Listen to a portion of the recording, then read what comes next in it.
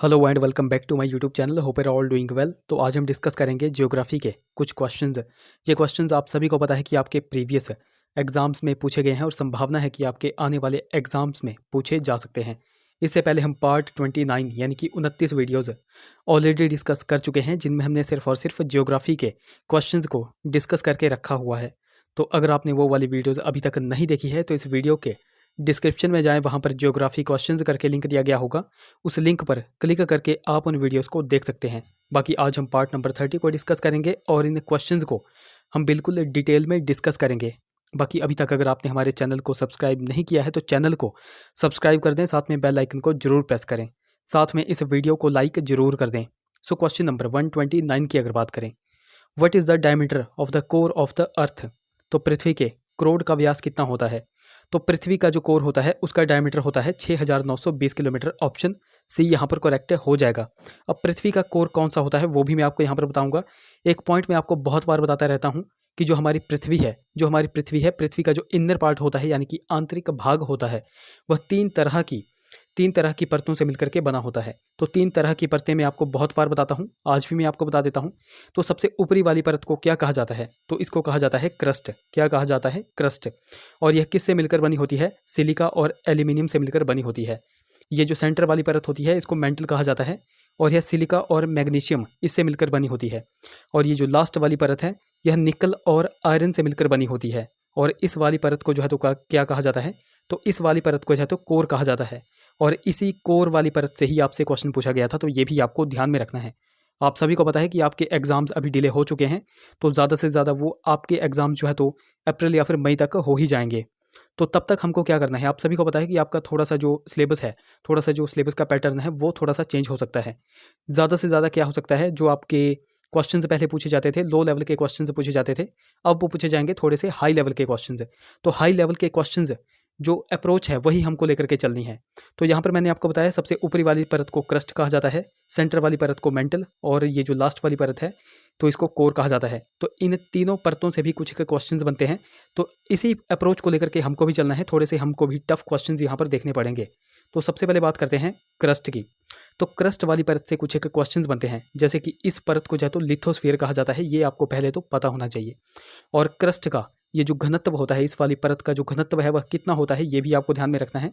तो इसका घनत्व होता है 2.7 ग्राम पर सेंटीमीटर क्यूब, ये भी आपको ध्यान में रखना है।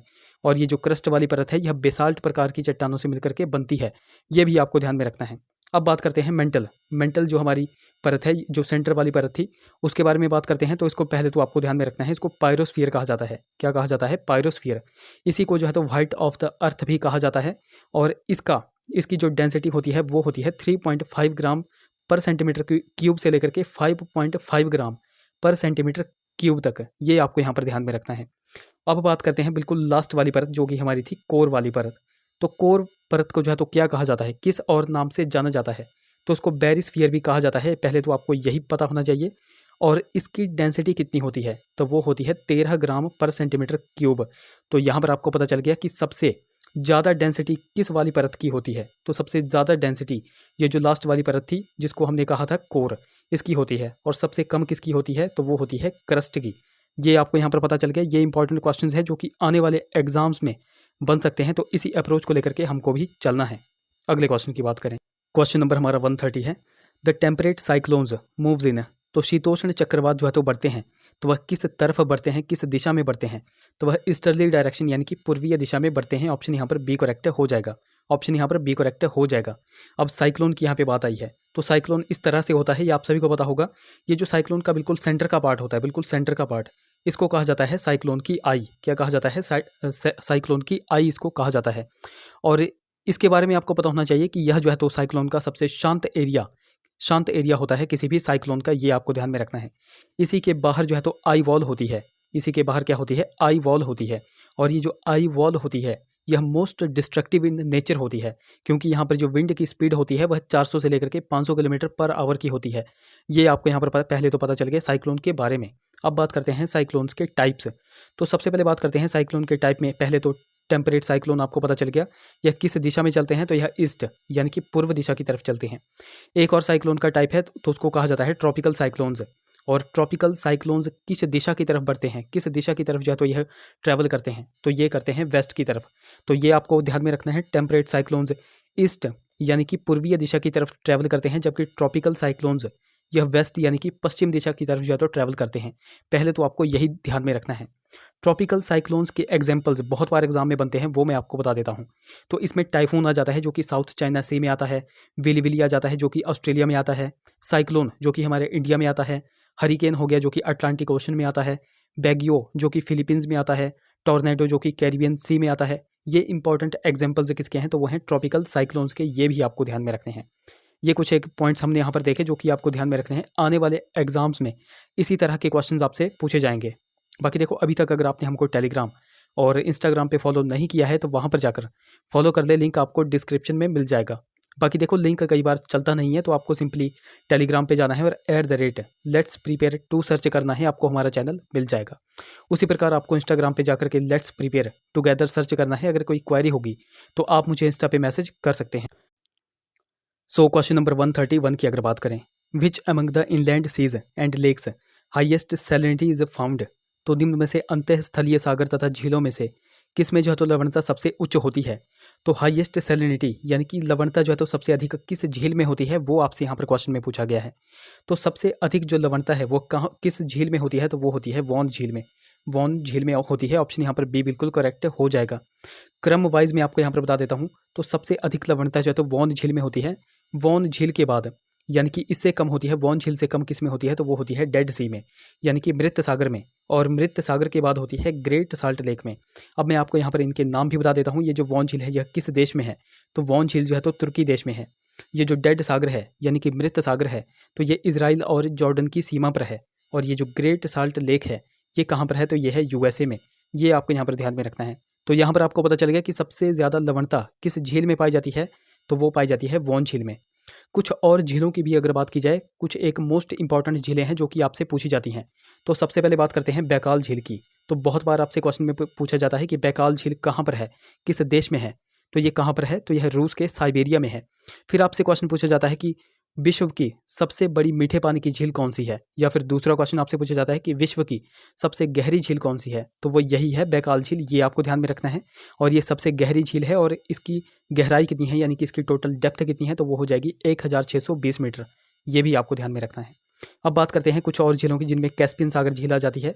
तो बहुत बार आपसे क्वेश्चन पूछा जाता है कि विश्व की सबसे बड़ी झील कौन सी है एरिया वाइज है, तो एरिया वाइज कौन सी हो जाएगी, तो वो हो जाएगी कैस्पियन सागर झील। और यह जो है तो कितने देशों में फैली हुई है, तो यह 5 देशों में फैली हुई है। अच्छा, 5 देश कौन कौन से हैं वो आप नीचे कमेंट्स में बताओ। अगर आपको नहीं भी आता है सर्च करो, सर्च करने के बाद आकर के इस वीडियो में नीचे कमेंट करो। एक और झील की अगर बात करें, टिटिकाका झील।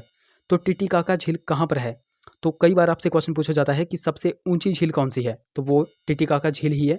और ये साउथ अमेरिका में है, एंडीज पर्वतमाला पर यह स्थित है। और अगर आपसे देश पूछे जाएंगे तो पेरू और बोलिविया की सीमा पर यह स्थित है। ये आपको इंपॉर्टेंट क्वेश्चंस मैंने आपको यहाँ पर बता दिए। ये सारे के सारे आपको यहाँ पर ध्यान में रखने हैं। एक बार फिर से मैं आपको बता दूं, सबसे बड़ी मीठे पानी की झील या फिर सबसे गहरी झील कौन सी हो जाएगी, तो वो हो जाएगी बैकाल झील जो कि रूस के साइबेरिया में है। फिर सबसे बड़ी झील एरिया वाइज कौन सी हो जाएगी, तो वो हो जाएगी कैस्पियन सागर झील। और सबसे ऊंची झील कौन सी है, तो वो हो जाएगी टिटिकाका झील जो कि पेरू और बोलिविया की सीमा पर है। ये आपको ध्यान में रखना है। Question number 132, all animals who take their food through their mouth are called. तो वह सभी प्राणी जो मुंह से अपना भोजन लेते हैं तो उनको क्या कहा जाता है, तो उनको कहा जाता है होलोजोइक यानी कि प्राणी समभोजी। ऑप्शन यहाँ पर सी बिल्कुल करेक्ट हो जाएगा। अब ऑप्शन ए में देखो सेप्रोफाइट्स, ऑप्शन बी में पैरासाइट्स, ऑप्शन डी में हेट्रोट्रॉफ्स। तो इन तीनों की भी चर्चा कर लेते हैं। सबसे पहले बात करते हैं सेप्रोफाइट्स की। तो सेप्रोफाइट्स क्या होते हैं, तो देखो यह लिविंग ऑर्गेनिज्म यानी कि जीवित जीव होते हैं जो मरे हुए या फिर सड़े हुए जीवों पर रहकर अपना भोजन बनाते हैं। ये आपको यहाँ पर पता चल गया। अब ऑप्शन बी में है पैरासाइट्स यानी कि परजीवी। तो देखो ये जो पैरासाइट्स होते हैं, परजीवी होते हैं, यह एक ऐसा जीव होता है जो किसी होस्ट ऑर्गेनिज्म पे रह करके या उसके अंदर रहकर अपने भोजन का निर्माण करता है। बेसिकली आप कह सकते हैं कि यह दूसरे जीव पर आधारित होते हैं। ये आप यहाँ पर कह सकते हैं। ऑप्शन डी में देखो हेट्रोट्रॉप्स हैं। तो हेट्रोट्रॉप्स क्या होते हैं, तो देखो यह एक ऐसे जीव होते हैं जो केमिकली रूप से अपना भोजन का निर्माण खुद कभी भी नहीं कर सकते, यह भी दूसरे पर ही आधारित होते हैं। तो ये आपको यहाँ पर ध्यान में रखना है। होलोजोइक का तो आपको पता चल गया, all animals who take their food through their mouth यानी कि वह सभी प्राणी जो मुंह से अपना भोजन लेते हैं तो उनको होलोजोइक कहा जाता है। तो इन चारों की चर्चा हमने यहाँ पर कर ली, ये भी आपको ध्यान में रखना है। वीडियोज़ अगर आपको हेल्पफुल लगती हैं, इन्फॉर्मेटिव लगती हैं, तो ज़रूर से वीडियोज़ को लाइक। सो क्वेश्चन नंबर 133 की अगर बात करें, the term regur refers to, तो रेगूर पद निर्दिष्ट करता है, तो रेगूर पद निर्दिष्ट करता है ब्लैक कॉटन सॉइल यानी कि काली कपास मृदा को। ऑप्शन यहाँ पर सी बिल्कुल करेक्ट हो जाएगा। अब ये जो रेगूर है, रेगूर मिट्टी को ही जो है तो काली मिट्टी कहा जाता है। ये आपको पहले ध्यान में रखना है। जो ब्लैक सॉइल होती है यानी कि काली मिट्टी होती है, तो ब्लैक सॉइल को रेगूर मिट्टी कहा जाता है। लावा मिट्टी भी इसी को कहा जाता है। स्वतः जुताई वाली मिट्टी भी इसी को कहा जाता है। तो ये कुछ नाम हैं ब्लैक सॉइल के जो कि आपको ध्यान में रखने हैं। ब्लैक सॉइल पर किसकी जो है तो खेती की जाती है, तो वो की जाती है कपास की। ये भी आपको ध्यान में रखना है। और कपास के लिए सर्वाधिक क्षेत्रफल किस राज्य के पास है, तो वो है महाराष्ट्र के पास। ये भी आपको यहाँ पर ध्यान में रखना है। मिट्टियों से एक दो क्वेश्चंस मैं आपको यहाँ पर बता देता हूँ। तो कई बार आपसे क्वेश्चन में पूछा जाता है कि भारत में सबसे ज़्यादा क्षेत्रफल पर कितनी प्रकार की मिट्टियाँ पाई जाती हैं, तो वो 4 प्रकार की पाई जाती हैं। उनमें सबसे पहले आ जाती है एल्यूवियल सॉइल, जो कि भारत में लगभग 43% क्षेत्रफल पर पाई जाती है। दूसरे नंबर पर आ जाती है रेड सॉइल, जो कि लगभग 18% क्षेत्रफल पर पाई जाती है। थर्ड नंबर पर आ जाती है ब्लैक सॉइल, जो कि लगभग 15% क्षेत्रफल पर पाई जाती है। और चौथे नंबर पर आ जाती है लैटराइट सॉइल, जो कि लगभग 4% क्षेत्रफल पर पाई जाती है। तो ये भी आपको ध्यान में रखने हैं। इनके परसेंटेज भी आपको ध्यान में रखने हैं। आने वाले एग्जाम्स में इस तरह के क्वेश्चंस आपसे पूछे जाएंगे, तो ये आपको ध्यान में रखना है। क्वेश्चन नंबर 134 की अगर बात करें, the Bushman are found in, तो बुशमैन जनजाति कहाँ पर पाई जाती है, तो बुशमैन जनजाति जो है तो साउथ अफ्रीका और कालाहारी डेजर्ट यानी कि कालाहारी मरुस्थल, इन दोनों जगह पर पाई जाती है। इसलिए इस क्वेश्चन का राइट ऑप्शन ऑप्शन सी भी करेक्ट है और ऑप्शन बी भी यहाँ पर करेक्ट हो जाएगा। अब यहाँ पर बात कर लेते हैं बुशमैन ट्राइब की। तो सबसे पहला और सबसे बेसिक सा क्वेश्चन कि बुशमैन ट्राइब कहाँ कहाँ पर पाई जाती है। तो देखो मैं आपको देशों के नाम बता देता हूँ जो कि आपको ध्यान में रखने हैं। मैंने आपको थोड़े दिन पहले वाली वीडियो में भी बताया हुआ था बुशमैन ट्राइब के बारे में कि बुशमैन जनजाति एक तो बोत्सवाना देश में पाई जाती है और बोत्सवाना देश में ही कालाहारी मरुस्थल स्थित है। ये आप सभी को पता होगा। और बोत्सवाना की कैपिटल भी मैंने आपको बताई हुई थी। इसकी राजधानी जो है तो कौन सी है, तो वो है गैब्रोन। ये भी आपको ध्यान में रखनी है। तो बुशमैन ट्राइब एक तो बोत्सवाना देश में पाई जाती है, नामीबिया देश में पाई जाती है, साउथ अफ्रीका देश में पाई जाती है, जाम्बिया देश में पाई जाती है। जाम्बिया देश में, ये इंपॉर्टेंट क्वेश्चंस हैं जो कि बहुत बार एग्जाम में पूछे जाते हैं। इन चारों देशों के नाम आपको ध्यान में रखते हैं कि इन चारों देशों में बुशमैन ट्राइब पाई जाती है। अच्छा, यहाँ पर अफ्रीका कॉन्टिनेंट की बात ही आ गई है, तो अभी हाल फिलहाल जो है करंट का क्वेश्चन बन रहा है कि हाल ही में वर्ल्ड हेल्थ ऑर्गेनाइजेशन WHO के द्वारा जो है तो किस देश को इबोला वायरस फ्री जो है तो घोषित किया गया है, इबोला वायरस से फ्री जो है तो घोषित कर दिया गया है। तो वह किसको किया गया है, तो वो किया गया है युगांडा को।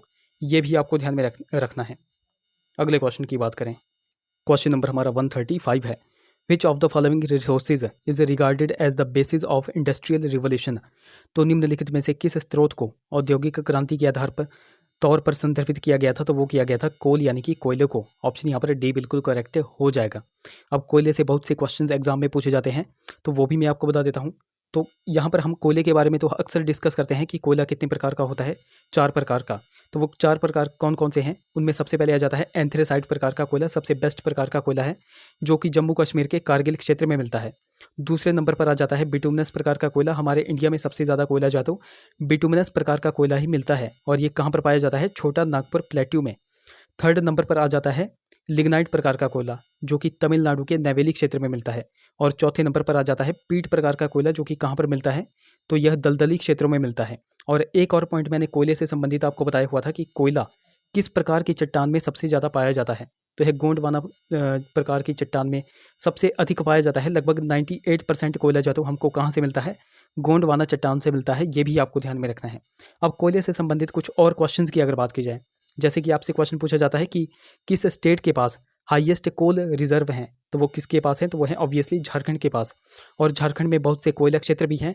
वो आज आप नीचे कमेंट्स में बताओ कि झारखंड में कौन कौन से कोयला क्षेत्र हैं। ये मैंने आपको बताया हुआ है, और मैंने आपको बताया हुआ था कि उनके ज़िले भी मैंने आपको बताए हुए थे कि कौन सा क्षेत्र जो है तो किस ज़िले में आता है। वो भी आप नीचे कमेंट्स में बता दो।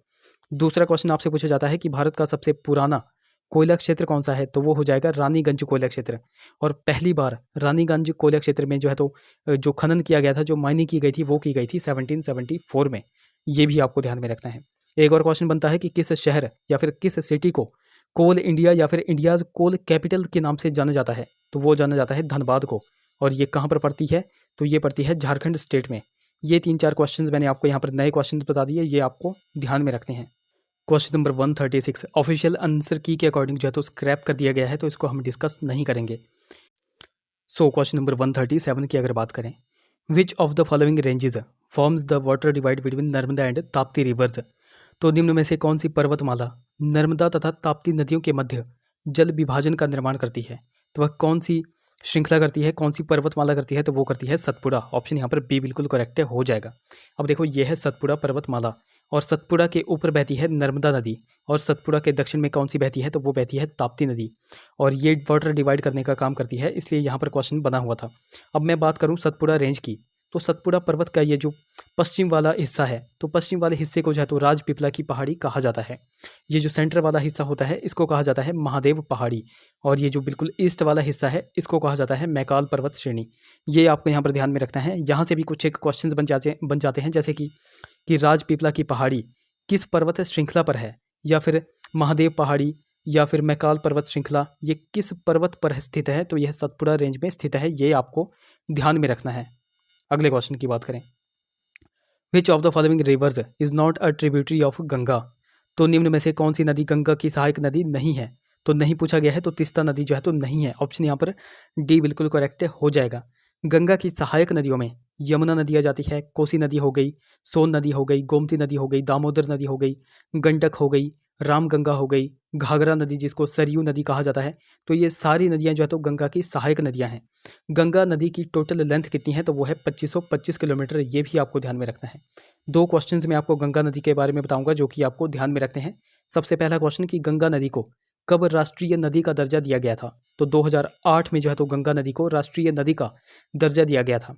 दूसरा क्वेश्चन कि गंगा नदी के किनारे बसा जो है तो सबसे बड़ा शहर कौन सा है, तो वो हो जाएगा कानपुर, जो कि यूपी में पड़ता है। ये दोनों के दोनों क्वेश्चंस अभी तक एग्जाम में पूछे गए हैं, ये आपको ध्यान में रखने हैं। अगला question, Almaty dam is being built across the river. तो अलमाटी बांध किस नदी पर निर्मित हो रहा है, तो वह कृष्णा नदी पर निर्मित हो रहा है। ऑप्शन सी यहाँ पर करेक्ट हो जाएगा। अब ये जो अलमाटी बांध है यह किस स्टेट में है, तो यह है कर्नाटका स्टेट में। तो कर्नाटका स्टेट में कृष्णा नदी पर कौन सा बांध है, तो वो है अलमाटी डैम। और ये जो कर्नाटक स्टेट है इसी में जो है तो कावेरी नदी भी बहती है। तो कावेरी नदी पर कुछ एक परियोजनाएं हैं, वो भी मैं आपको बता दूं। तो इनमें शिव समुद्रम आ जाती है, धार प्रभा हो गई, माल प्रभा हो गई, कृष्णा सागर बांध हो गया। तो ये कुछ परियोजनाएं हैं जो कि कावेरी नदी पर निर्मित है। और एक जो है तो कृष्णा नदी पर निर्मित थी, जो थी कौन सी थी, तो वो थी अलमाटी बांध। ये आपको यहाँ पर ध्यान में रखना है। कुछ और स्टेट्स की भी अगर बात करें, जैसे कि गुजरात हो गया, तो गुजरात में एक तो बहती है ताप्ती नदी, और एक बहती है नर्मदा नदी। तो इन दोनों नदियों पर भी कुछ एक परियोजनाएं हैं। जैसे कि तापी नदी की अगर बात करें, तापी नदी पर जो है तो उकाई परियोजना है और काकरापार परियोजना है। अब नर्मदा नदी की बात करें तो नर्मदा पर सरदार सरोवर बांध स्थित है, ये भी आपको ध्यान में रखना है। एक और स्टेट की बात करें, आंध्र प्रदेश, तो आंध्र प्रदेश में जो है तो कृष्णा नदी की ही अगर बात की जाए, कृष्णा नदी पर कौन कौन से बांध हैं, तो इसमें एक तो आ जाता है श्रीशैलम बांध। कौन सा आ जाता है, श्रीशैलम बांध। और एक आ जाता है नागार्जुन सागर डैम। नागार्जुन सागर डैम जो है तो आंध्र प्रदेश और तेलंगाना की सीमा पर है, ये आपको यहाँ पर ध्यान में रखना है। तो ये इंपॉर्टेंट क्वेश्चंस मैंने आपको यहाँ पर बताए, ये भी आपको ध्यान में रखने हैं। क्वेश्चन नंबर 40 की अगर बात करें, which of the following cereal is popularly known as Indian corn. तो निम्न में से कौन सा धान्य प्रसिद्ध तौर पर भारतीय मक्के के रूप में जाना जाता है, तो वो मेज़ यानी कि मक्के को जाना जाता है। ऑप्शन यहाँ पर सी बिल्कुल करेक्ट हो जाएगा। अब ये जो सीरियल क्रॉप्स होती हैं यह एक तरह से फूड क्रॉप्स ही होती हैं, ये आपको यहाँ पर ध्यान में रखना है। और इन्हीं में जो है तो बारले भी आ जाता है, गेहूँ आ जाता है, चावल आ जाता है, ये सारे के सारे आपको ध्यान में रखने हैं। अब यहाँ पर स्पेसिफिक रूप से इंडियन कॉर्न की बात कही गई थी, इसलिए इस क्वेश्चन का राइट ऑप्शन क्या हो जाएगा, ऑप्शन सी यहाँ पर करेक्ट हो जाएगा। तो ये थी हमारे कुछ क्वेश्चंस। आई होप वीडियो आपको इन्फॉर्मेटिव लगी होगी। अगर वीडियो अच्छी लगी है तो जरूर से वीडियोस को लाइक करें, शेयर करें, चैनल को सब्सक्राइब करें, साथ में हमें टेलीग्राम और इंस्टाग्राम पे फॉलो करना बिल्कुल ही ना भूलें। तो चलिए मिलते हैं अगली वीडियो में। Till then take care.